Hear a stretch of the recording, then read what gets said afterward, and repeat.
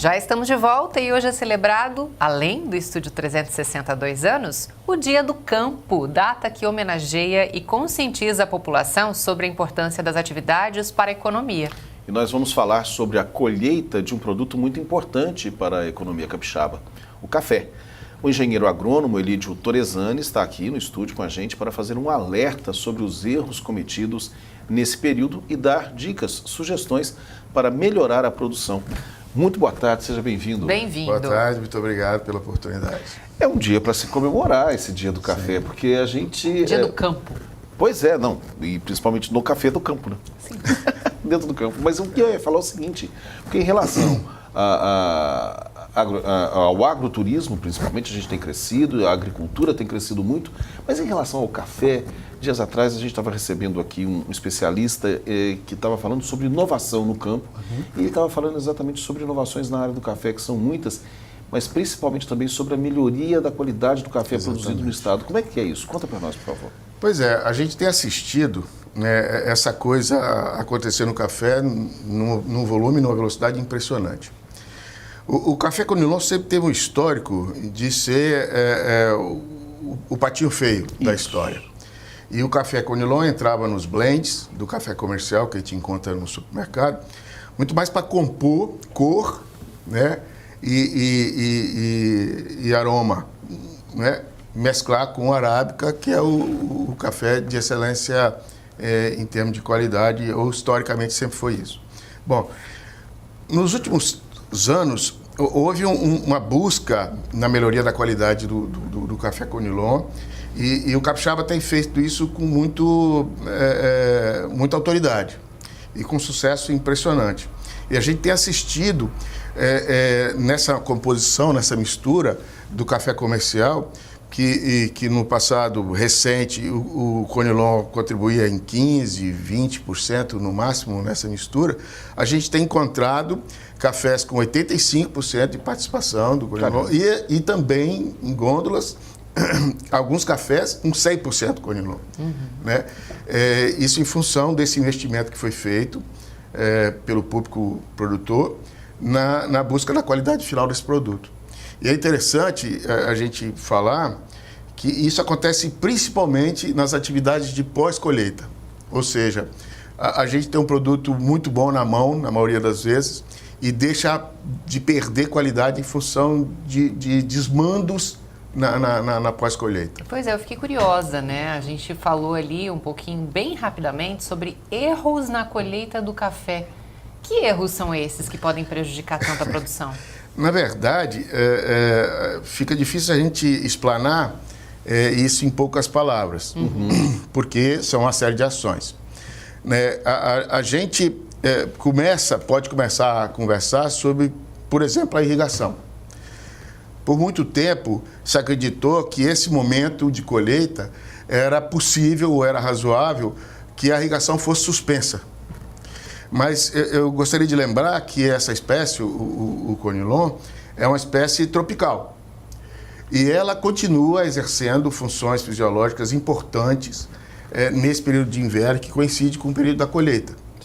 Então, a recomendação que a gente faz como profissional é que isso seja repensado, porque o café continua crescendo e continua tendo ações fisiológicas que são importantes para a próxima safra que segue ao final dessa que termina com a colheita.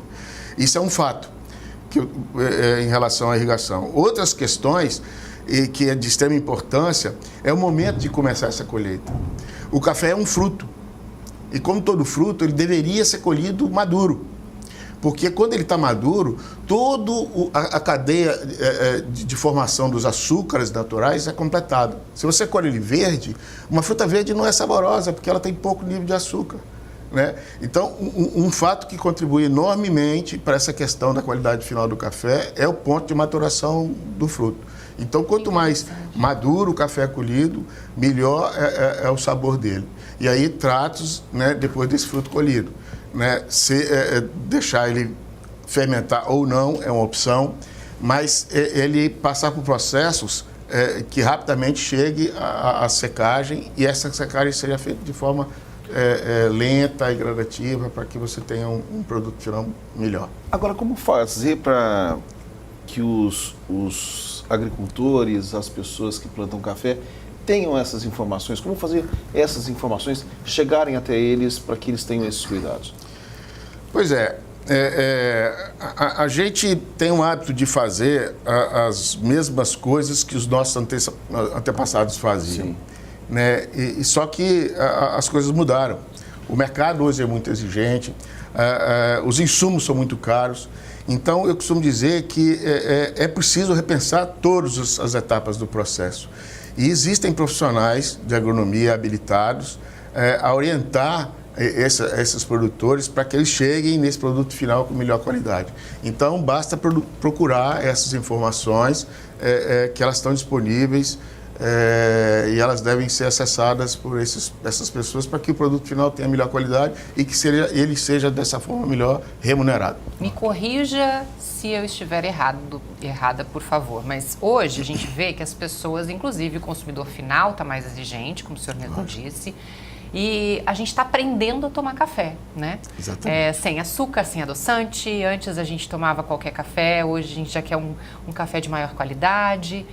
Isso também acaba sendo sentido lá no campo, porque quando o fruto está mais maduro, ele fica mais doce. Quando você toma um café sem açúcar, que é um pouco mais doce, você sente a diferença de um café comum. Eu estou errada? Não, está absolutamente correta. O mercado tem evoluído muito. Né? Hoje, a informação é uma coisa que circula numa velocidade assustadora. Né? E a notícia boa chega mais lento do que a notícia ruim, infelizmente. Né? Aqui no programa a gente faz um pouquinho diferente, a gente quer levar a notícia boa. Pois é, que bom, que bom. E o consumidor tem valorizado recentemente o dinheiro dele, o poder de barganha, o poder de compra. E ele tem aprendido a usar produtos de melhor qualidade com preços mais baixos. E quando a gente começa a perceber esses produtos de segunda linha, se a gente pode chamar assim, eles estão ficando a reboque, né? Estão ficando para trás. Eu, por exemplo, adquiri o hábito recentemente de degustar café. Eu nunca repito a marca e o tipo de café quando eu vou ao supermercado. Eu sempre estou buscando coisa nova. E é incrível como é que tem surgido coisa nova. Então, o mercado é isso, né? Existe demanda, porque existe oferta, e a demanda aumenta a quantidade de oferta e assim por diante. É um ciclo, né? E o consumidor mais exigente tem contribuído muito com essa melhoria. Porque o café de qualidade, ele dá muito mais trabalho, então ele precisa ser mais remunerado. Mas ele chega ao consumidor cada dia mais em maior volume. E a gente, interessante, que tem também com isso, já falando do produtor, ele tem buscado canais de comercialização que são diferentes dos tradicionais. Existe hoje uma fatia importante do mercado que vai buscar o produto no produtor, atravessando toda a cadeia comercial. Né? Isso é muito legal, porque remunera ainda mais a fonte, né? E facilita e melhora a condição de compra de quem está consumindo. Então, essa proximidade do produtor e do consumidor tem viabilizado essas coisas. Isso está muito legal. Eu costumo comparar um pouco, me permita essa observação, a questão da cerveja. Né? A gente, há poucos anos atrás, não podia imaginar que um monstro como a Ambev fosse ameaçada por cervejas artesanais. Sim, sim. E ela veio principalmente por causa de qualidade. Hoje, você chega em qualquer local, você tem uma diversidade enorme de cerveja. E isso está acontecendo com o café. Eu espero que muito recentemente aconteça com o cacau e com o chocolate, que é um produto que, infelizmente, passa por um processo industrial que desvaloriza muito a base lá do produtor. Eu estou falando agora de cacau. Tá certo. A gente falou recentemente de cacau aqui. É verdade. Que legal. Trouxemos aqui uma pessoa que falou especificamente a respeito do cacau. Mas a gente tem aberto espaço aqui no programa muito para falar sobre agricultura, sobre agroturismo. Daqui a pouco vamos falar sobre os sabores do campo. Né? Sabores da terra, que inclusive, aliás, é essa proximidade entre o produtor e quem compra, né, Sim, o consumidor. sim. Muito legal, obrigada, adoramos o bate-papo. Que bom, estou à disposição. Bem interessante. Muito obrigado. Obrigada.